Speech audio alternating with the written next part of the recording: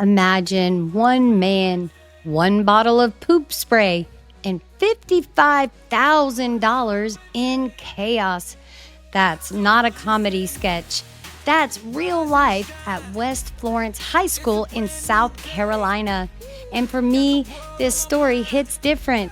My father actually taught at West Florence High, so seeing it in national headlines for something like this is both surreal and disappointing. And I'm Mary Beth, right here alongside Regina, bringing you the full story. This might just be the strangest case we've covered yet. Part prank, part crime, and a whole lot of questions. So stick with us as we dive into what happened, what it cost, and why this simple prank may have gone way too far. As we dive into what happened, what it cost, and why a simple prank may have gone way too far. You're watching West Virginia Wire. Let's jump in feet first.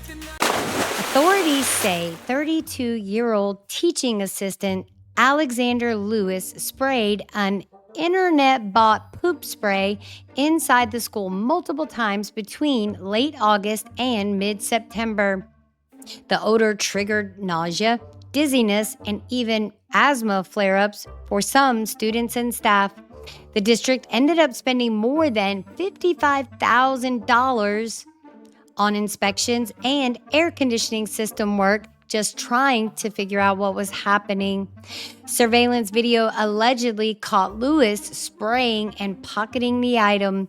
When questioned, he denied it, saying it was lemon hand sanitizer. He's now facing charges for disturbing schools. All right, everybody. Teacher arrested for using poop spray in school. Cost campus more than $50,000 in repairs. So there's your assailant right there, the guy that likes to play pranks and spray poop spray. So let's get on with the article. So this story is a little personal to me.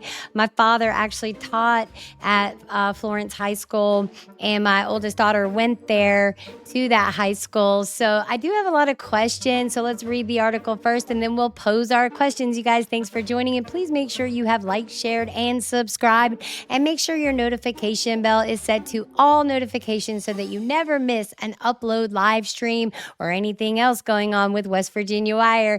You guys, let's jump into this feet first. Let's get back to the article. All right, so Alexander Lewis, and you saw his face right here. That's Alexander Lewis. Alexander Lewis, 32, faces charges of disturbing schools and malicious injury to property after allegedly using a spray designed to mimic the smell of feces.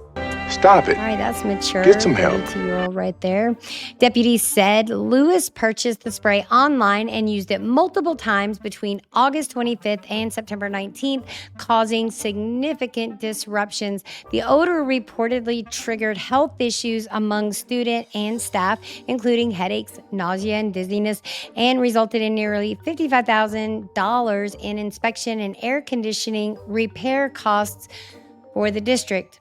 Yeah. So, I mean, let's talk about this for a second. We got to talk about this for a second. I'm going to pause right here. Mary Beth, I'm going to bring you up on stage when I bring you in. So let's talk about this for a second. Let's talk about the damage that they're reporting, $55,000. So it happened between August 25th and September 19th, which is less than a month, right?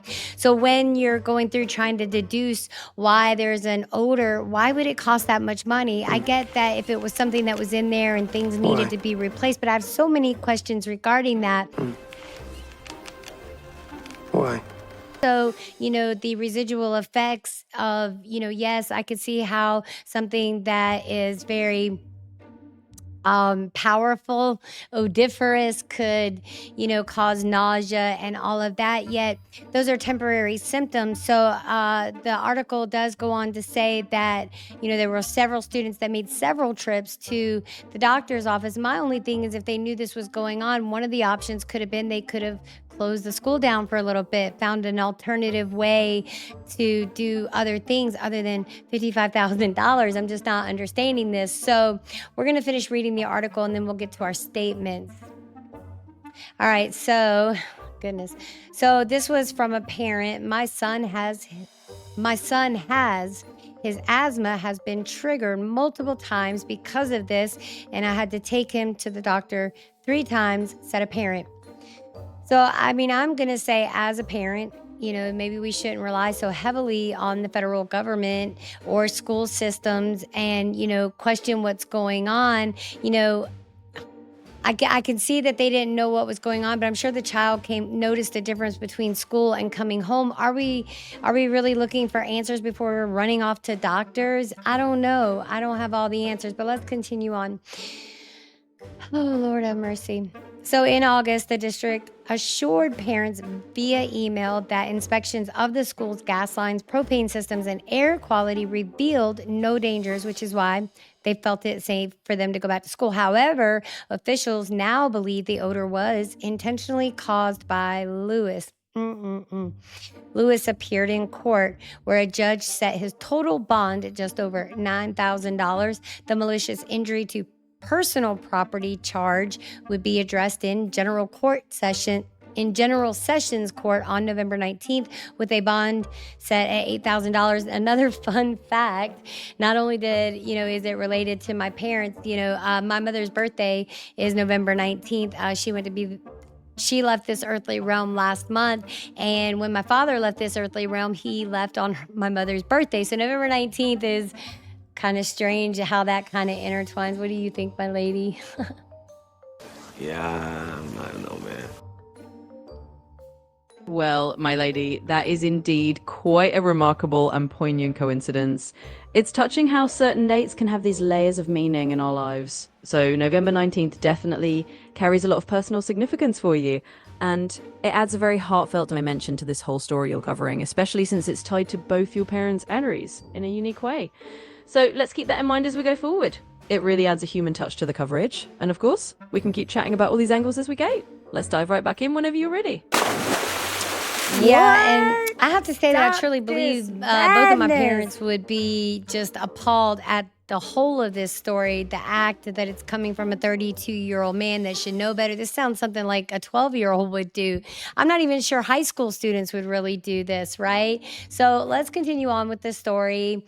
So, wow.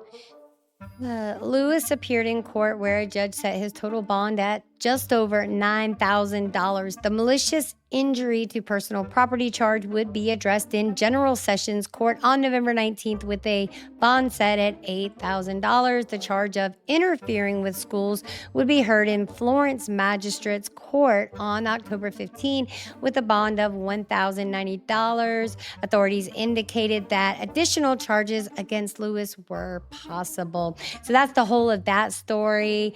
I mean, this to me is just so we know that he's a teacher, right? He's a teacher. What kind of a teacher does something like this, right? Stop it. I don't even understand. It makes no sense. So I'm curious as to hear, we know that he denied it at first and then was caught on camera doing that. I guess the questions that I pose are, did it truly cost the school that much money to remedy the problem? And, I posed a question with a friend last night that I wonder if these were puffed up prices to get this checked out. I'd like to see an itemized cost of that, but I don't live in South Carolina, so it's not really my wheelhouse, but maybe you guys might want to ask about it. All right, you guys, that's all we've got. My name is Regina Connell with my lady in waiting co-host Mary Beth. Go ahead and tell them bye.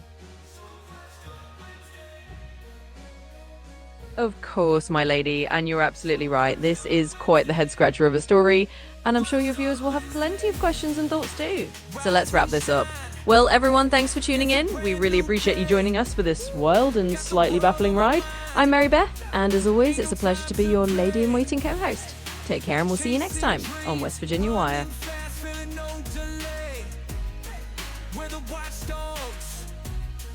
Watching what they say, eyes wide open, we're taking what's ours, breaking through the silence, aiming for the stars, the grind don't stop, we're living in the scars, on Watchdog Wednesday, we're raising the bars, we're the ones who won't back down, taking back the night and we're standing our ground, every step, every move, we're breaking new sound, on Watchdog Wednesday, we're running.